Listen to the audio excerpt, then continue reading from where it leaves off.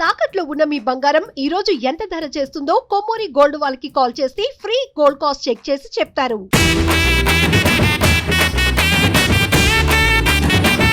ఓం శ్రీ మహాలక్ష్మి దేవ్యై నమః. ఓం నమో నారాయణాయ. Temple tour with Gitanjali కార్యక్రమానికి స్వాగతం. ఇవాళ మనం దర్శించుకోబోతున్నాము హైదరాబాద్ లోని కొత్తపేట వాసవి కాలనీలో ఉన్నటువంటి సుప్రసిద్ధ క్షేత్రం అష్టలక్ష్మి దేవాలయం. జగముల నేలే జగదీశ్వరివి తల్లి నువ్వేనమ్మా, భక్తుల బ్రోచే భువనేశ్వరివి నీవే మా దుర్గమ్మ.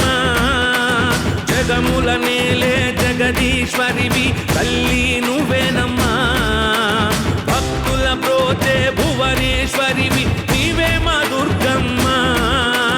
కంచి కామాక్షివి నువ్వేనమ్మా, మధురై మీనాక్షివి నువ్వేనమ్మా, కాశీ విశాలాక్షివి నువ్వేనమ్మా, కలకత్తా కాళివి నువ్వేనమ్మా. దుర్గమ్మ జయ జయ దుర్గమ్మ, దుర్గమ్మ కనక దుర్గమ్మ, దుర్గమ్మ జయ జయ దుర్గమ్మ, దుర్గమ్మ. లోపలికి అడుగు పెట్టడమే ఒక దివ్యమైన అనుభూతి అని చెప్పాను కదండి. పెద్ద పెద్ద ద్వారాలు ఉంటాయి. ఒకసారి మీరు ఆలయం లోపలికి వచ్చిన తర్వాత తీక్షణంగా అడుగడుగును మీరు గమనించండి. ఆ ఆధ్యాత్మికత ఉట్టిపడుతూనే ఉంటుంది. చాలా మంది భక్తులు ఉన్నారు. పదండి ఎలా ఉందో మొత్తం ఆలయం అంతా నేను మీకు చూపిస్తాను. రండి.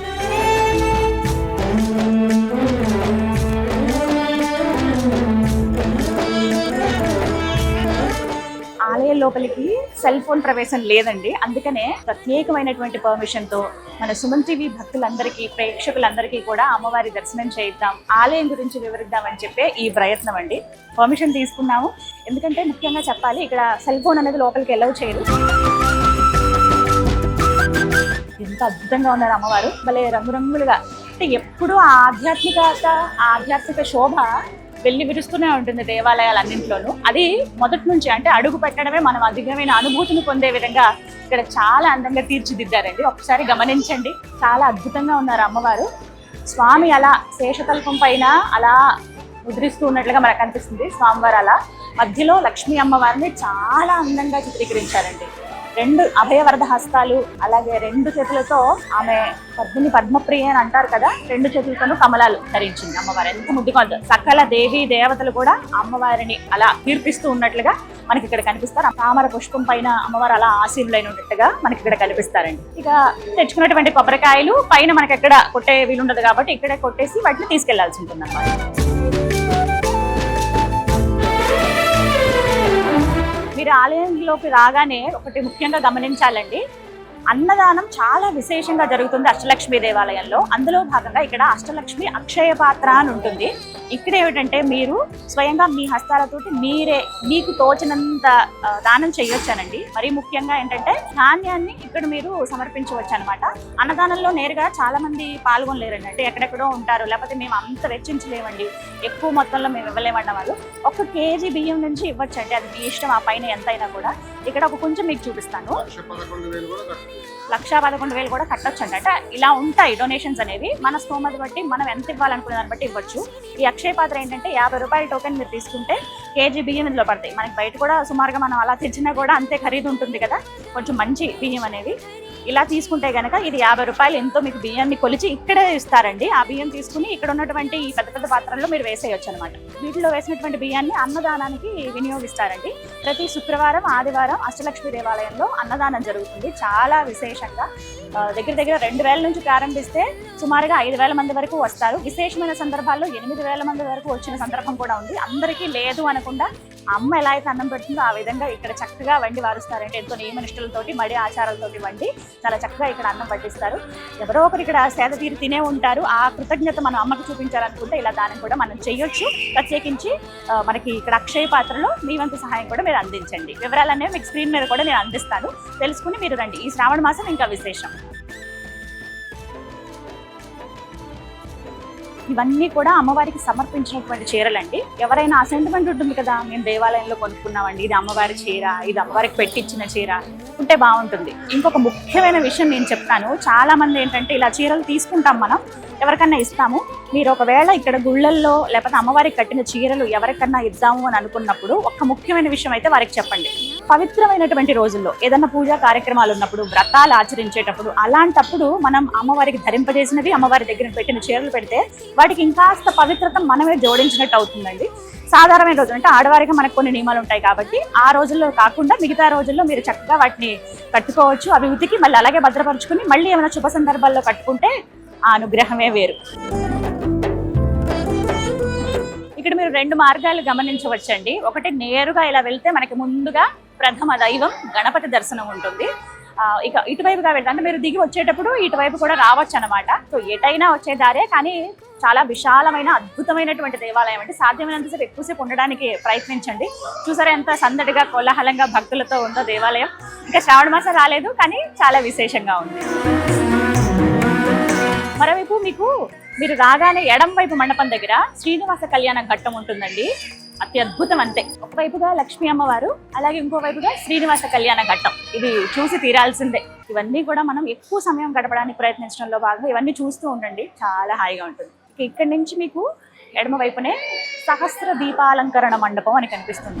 ఇదే సహస్ర దీపాలంకరణ మండపం అండి. ఎంత అద్భుతంగా ఉందో. ఇదే ఒక చిన్న మందిరంలా అనిపిస్తోంది. చూడగానే ఆ దైవత్వం ఉట్టిపడుతూ ఉందన్నమాట. ప్రస్తుతం దీన్ని ఈ విధంగా ఉంచారు. మీ లోపల మీకు ఇంకా విజువల్ ఇచ్చే ప్రయత్నం చేస్తాను. చాలా అద్భుతంగా ఉంటుందండి. మీకు ఓపిక ఉంది, మీకు తీరిక ఉంది, అసలు మేము కుదుర్చుకుని వస్తామండి అన్నవాళ్ళు అమ్మవారి సహస్ర దీపాలంకరణ సేవ చేసేటప్పుడు రండి. అది ఇంకా కన్నుల పండుగ.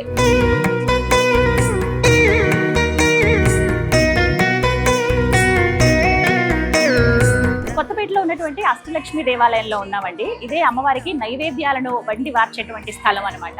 తీసుకువెళ్తున్నారు చూసారా. అలాగే విశేషంగా ఉన్నటువంటి ప్రసాదాలు ఏవైతే ఉంటాయో అవన్నీ కూడా ఇక్కడి నుంచే తీసుకువెళ్ళి బయట కౌంటర్ దగ్గర పెడతారు. అక్కడి నుంచి మనం అన్ని కూడా అక్కడ కొనుక్కొని తీసుకోవచ్చు ఆ ప్రసాదాలన్నీ కూడా. అలాగే 2 మార్గాలు మనకు కనిపిస్తాయి. అస్సలు నడవలేని వాళ్ళ కోసం కూడా ఆలోచించి ఆలయ కమిటీ వారు లిఫ్ట్ ను కూడా ఏర్పాటు చేశారండి ఇక్కడ. ఎందుకంటే పైకి ఎక్కి మనం వెళ్లాల్సి ఉంటుంది మెట్ల ద్వారా.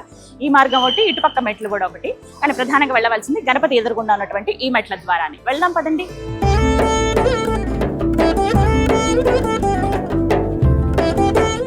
ప్రధాన ఆలయం వైపు వచ్చేసామండి. ముందుగా మనకి గణపతి దర్శనం.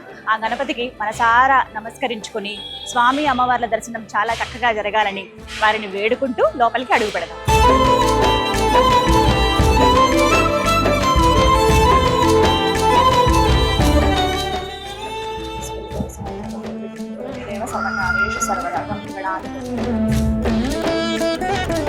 బంగారు ఆభరణాలతో స్వామి ఇక్కడ అభయ గణపతిగా మనకి దర్శనమిస్తారండి.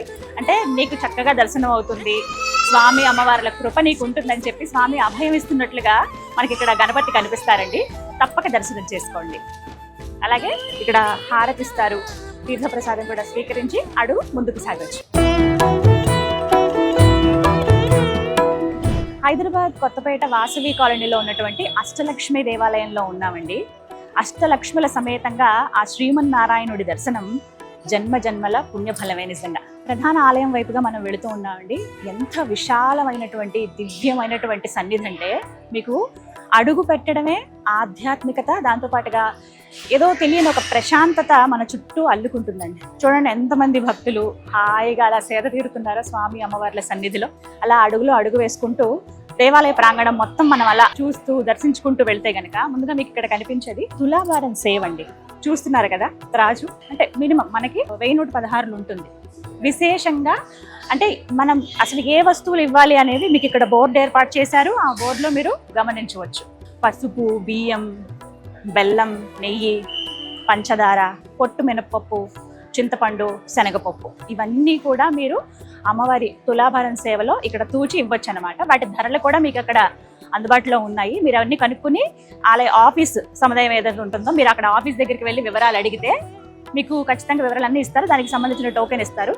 మీరు వచ్చి మీకు ఎప్పుడు వెసులుబాటు ఉంది, ఏ సమయం అని ఒకసారి గురువు గారిని కనుక్కుని మీరు ఈ సేవలో పాల్గొనవచ్చు అనమాట. చాలా మంది ఏంటంటే పిల్లలు పుట్టినప్పుడు అంటే సంతాన భాగ్యం కలిగినప్పుడు కావచ్చు, లేకపోతే ఈ పని జరగాలని కోరుకున్నప్పుడు మేము ఇలా తులాభారం వేస్తామని స్వామి అమ్మవార్లకు మొక్కుకుంటారు కదా, అలాంటి వారు ఈ సేవ చేయించుకుంటారండి. చాలా మంది భక్తులు వస్తూ ఉంటారు. అందుకే ఇక్కడే ఏర్పాటు చేశారు. చూడగానే కూడా మనకి గుర్తొస్తుంది, అందుకని మీకు ముందుగానే చెప్తున్నాను. ఇదే తులాభారం సేవ అనమాట.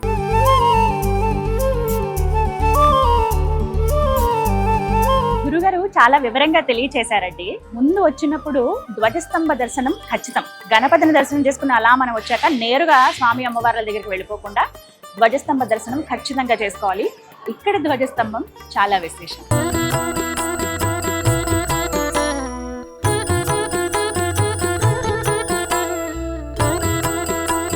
తగదగా మెరిసిపోతుంది కదా, నిజంగా ఒక అద్భుతమేనండి. సువర్ణమయంగా మనకు కనపడుతుంది. ఒకసారి ధ్వజస్తంభం దగ్గరగా మీకు డీటెయిల్డ్ గా చూపిస్తాను చూడండి.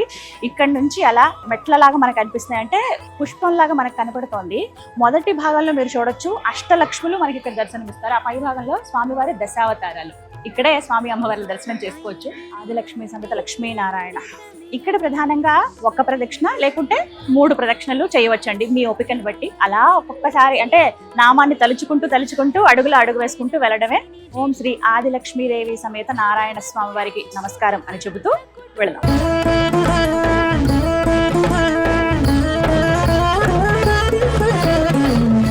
హైదరాబాద్ కొత్తపేట వాసవి కాలనీలో ఉన్నటువంటి అష్టలక్ష్మి దేవాలయంలో ఉన్నామండి. ఇక్కడ స్వామివారు అష్టలక్ష్ముల సమేతంగా మనకు కనిపిస్తారండి. ఇక్కడ మీరు గోపురాలు విడివిడిగా గమనించవచ్చు. చుట్టూ ఇగో చూడండి, మీకు 7 ఉంటాయి. లోపల స్వామివారు ఆదిలక్ష్మితో వేంచేసి ఉంటారనమాట, శ్రీమన్నారాయణుడు. ఇక్కడ నుంచి మనకి చాలా సులువుగా కనబడుతుంది. మీరు ప్రదక్షిణ చేసే క్రమంలో ఇవన్నీ కూడా గమనించండి. ప్రదక్షిణ చేస్తున్న క్రమంలో మీరు ఖచ్చితంగా గమనించవలసింది, దర్శించుకోవాల్సినటువంటి ముఖ్యమైన విషయం ఏమిటో తెలుసా? విమాన శ్రీహపతి వారి దర్శనం అనేది నిజంగా జన్మజన్మల పుణ్యఫలమే. అసలు ఎందుకు ఏర్పాటు చేశారనేది ప్రధాన కారణం కూడా మీకు చెబుతాను. ఇక్కడి నుంచి మీరు చూడండి, పైన సుదర్శన చక్రాన్ని నమస్కరించుకుంటారు కదా, అలా ఒక్కసారి ఆ కింది వైపు చూడండి. విమాన శ్రీహపతి దర్శనం మనకి ఇక్కడి నుంచే కలుగుతుంది. లక్ష్మీధరం వందే శ్రీ విమాన శ్రీహపతి అంటే అర్థం ఏమిటో తెలుసా? ఈ శ్లోకాన్ని మీరు ఖచ్చితంగా పఠించండి. ఎందుకంటే ఇక్కడ మనకు చక్కగా రాసి కూడా ఇచ్చారండి. ఆ శ్లోకం అర్థం ఏంటంటే, అష్టైశ్వర్యాలను ప్రసాదించువాడును, అష్ట ఆత్మ గుణములను ప్రసాదించువాడును, అష్టలక్ష్ములను ధరించిన వాడును అయినటువంటి శ్రీ విమానమునందు వేంచేసి ఉన్న శ్రీహపతిని నేను నమస్కరించుచున్నాను అని ఈ శ్లోకానికి అర్థం. వచ్చిన ప్రతి ఒక్కరూ కూడా ఒక్కసారి అలా తలెత్తి పైకి చూసి, ఎంత చక్కగా ఉన్నారండి స్వామి. ఆదిలక్ష్మి అమ్మవారిని అలా ఒళ్ళో కూర్చోబెట్టుకొని పూర్తిగా బంగారు తొడుగు వేశారు. స్వామి అమ్మవార్ల మోము ఎంత దివ్యంగా కనిపిస్తుందంటే పూలమాల కూడా వేశారు. ఇంకొక ముఖ్యమైన విషయం ఏంటంటే, ఓసారి మనం ఆలయ వేళలు తెలియక వస్తాం, అప్పుడు ఆలయం మూసివేసి ఉన్నప్పుడు చాలా నిరుత్సాహపడతాం, అయ్యో దర్శించుకోలేకపోయామని. అలాంటి వారు నిరుత్సాహం చెందకుండా ఒక ప్రదక్షిణ చేసుకుని అప్పుడు మీరు ఇక్కడ చక్కగా ఇక్కడ చూసి విమాన శ్రీహపతికి నమస్కరించుకుంటే, ప్రధాన ఆలయంలో ఉన్నటువంటి దైవాన్ని నమస్కరించుకుంటే ఎటువంటి ఫలితం వస్తుందో, ఎలా మీకు చూసినటువంటి ఆ అనుభూతి కలుగుతుందో ఇక్కడ కూడా అదే అనుభూతి కలుగుతుంది. నమో విమాన శ్రీహపతి. ఇప్పుడు మీరు చూస్తున్నది శ్రీ మండపం అండి. విశేషంగా ప్రతి శుక్రవారం అమ్మవారికి ఇక్కడ కుంకుమార్చన జరుగుతుంది. అమ్మవారి ఉత్సవమూర్తిని అలా ఆ కుజ్జు సింహాసనం ఉంది కదా, అక్కడ అమ్మవారిని కూర్చోబెడతారు. అక్కడి నుంచి అమ్మ దీవిస్తూ ఉంటుంది. అమ్మ ఎదురుగుండానే కూర్చుని, ఇక్కడంతా భక్తులు కూర్చోవచ్చు, ఇక్కడ కూర్చుని కుంకుమార్చన చేస్తారు. అలాగే ఇంకో విశేషం ఏంటంటే, శ్రీరామవారి కళ్యాణం కూడా ఇదే శ్రీ మండపంలో జరుగుతుంది. కానీ శుక్రవారం మాత్రం ఇదే శ్రీ మండపంలో అమ్మవారికి కుంకుమార్చనలు జరుగుతాయి. పైన చూసారా, నారాయణుడు అలా మధ్యలో ఉండగా అటు ఇటు అష్టలక్ష్ములు వేంచేసి ఉన్నారు. గరుత్మంతుల వారు, హనుమంతుల వారు. పూర్తిగా ఈ మండపంలోనే అమ్మవారికి విశేషంగా కార్యక్రమాలు అనేవి జరుగుతాయి. సమస్త దుర్గుణాంతక ప్రతాప శక్తిదాయిని భవాని శైల నందిని. మీరు చూస్తున్నది శ్రీరథం, సువర్ణ రథం. ఎంత సుందరంగా ఉందో చూడండి. ఈ రథంలోనే ప్రతి పౌర్ణమికి మహాలక్ష్మి అమ్మవారు ఇలా ఇక్కడంతా కూడా ఊరేగుతారండి. చూడడానికి నిజంగా 2 కళ్ళు సరిపోవు. బంగారు తల్లి బంగారు రథంలో కూర్చుని అలా భక్తులకు దర్శనమిస్తుందా అనేటువంటి భావన ప్రతి ఒక్క భక్తుడికి ఆ రోజున కలుగుతుందండి.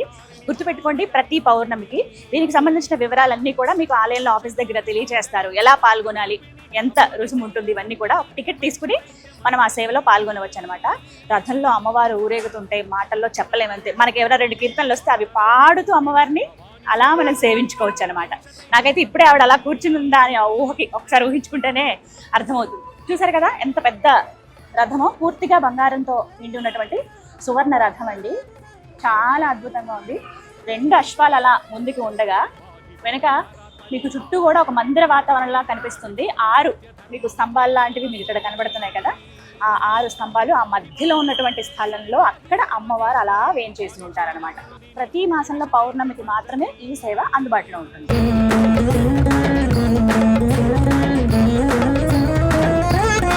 హైదరాబాద్ కొత్తపేట వాసవి కాలనీలో ఉన్నటువంటి అష్టలక్ష్మి దేవాలయంలో ప్రతి సంకష్టహర చతుర్థికి విశేషంగా హోమం జరుగుతుందండి. ఇక్కడ మనకి అభయ గణపతి స్వామి ఉన్నారు కదా, వారి చింతనే హోమగుండం కూడా మీరు దర్శించవచ్చు. ఆ హోమగుండంలోనే ప్రతి సంకష్టహర చతుర్థికి హోమం అనేది నిర్వహిస్తారనమాట. భక్తులు కూడా ఈ కథలో పాల్గొనవచ్చండి. వివరాలు మీకు ఆఫీస్లో తెలియజేస్తారు. చూస్తున్నారు కదండి, ఇదే ప్రధాన ఆలయం. ఇక్కడే అష్టలక్ష్ముల సమేతంగా శ్రీమన్నారాయణుడు కొలువై ఉన్నాడు. ఎప్పుడెప్పుడు దర్శించుకుందామా అనే ఆలోచన, ఆ ఉత్సుకత మనసులో అలాగే ఉంది. ప్రస్తుతం స్వామి అమ్మవార్లకు నైవేద్య విరామ సమయం. నైవేద్యం అనేది సమర్పిస్తూ ఉన్నారు. అందుకే భక్తులందరూ చూసారా వేచి ఉన్నారు. మరి కాసేపట్లో దర్శనం.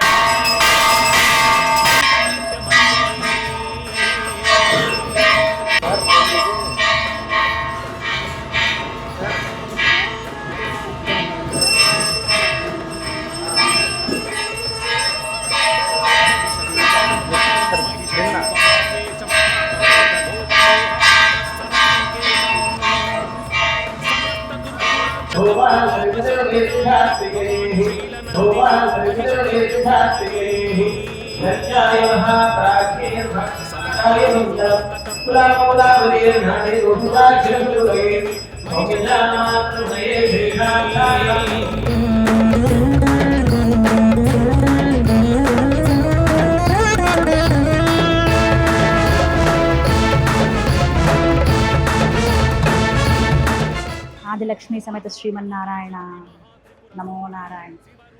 ఏమీ భాగ్యం అండి, ఎంతటి అదృష్టం, మాటల్లో వర్ణించలేను. ప్రతిసారి కలిగేటువంటి అనుభూతి ఎప్పటికప్పుడు ప్రత్యేకమైన అనుభూతి. హైదరాబాద్ కొత్తపేట వాసవి కాలనీలో ఉన్నటువంటి అష్టలక్ష్మి దేవాలయం, అష్టలక్ష్ముల సమేతంగా శ్రీమన్నారాయణుడి దర్శనం జన్మజన్మల పుణ్యఫలం. అసలు అడుగు పెట్టడమే దివ్యమైన అనుభూతి అండి. మొదటి నుంచి చెప్తూ వచ్చాను.